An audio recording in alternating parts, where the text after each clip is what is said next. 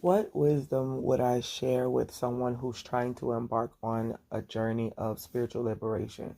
Well, the first thing would be to go ahead and come to grips with the fact that you're going to have moments of fear.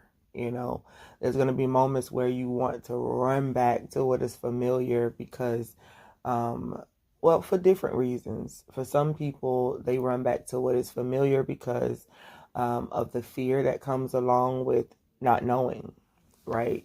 Some people run back to what is familiar because of the fear attached to it based on teachings that you received growing up. I for one, am very grateful for every experience that I've had in this life, and that includes what I learned and what I gained growing up in church. I still absolutely love the culture. I love the rhythm, the vibe, the energy of being on one accord with those that are in the way of praise or worship. The only thing that has shifted and changed for me over time is the fact that I had to own the fact that I'm supposed to study to show myself approved, that I have to live by faith and not by force or not by sight. I must begin to truly understand it, the Christ mind, the whole concept of God. I had to come to an understanding of that for myself. So the fear attached to that was very real.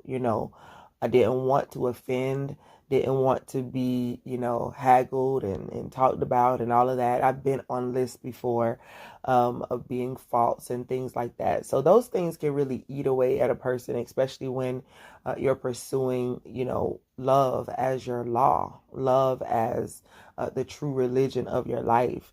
It can be a little bit unnerving to think about all that comes along with it, but to me, it's worth it.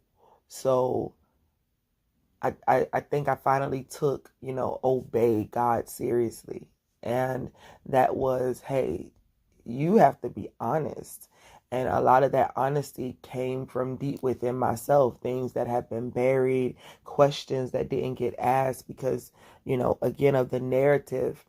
But if you really want this, if you really want to grow, then you have to put yourself in that position. Kind of like, with me and dogs and animals, like I'm not, it's easy to get along. I think they're beautiful on pictures. But with a dog or with a cat, many a times I had to brace myself, allow it to come near me so that they can get my scent, or for a cat, allow it to jump up on me because I know it's going to do it anyway. And being that I had to live with animals at some time or another, I had to embrace what I was walking into. So it may sound like a cheesy example, but I had to brace myself because I was going to be living in a new environment. And so you just might have to brace yourself because you are walking into a new space. And because you are agreeing to live in that new space, in that place of wholeness and spiritual liberation through your soul's healing, you already have to set yourself up to understand that that soul healing is going to have a lot to do with unpacking the old and behold, all things becoming new.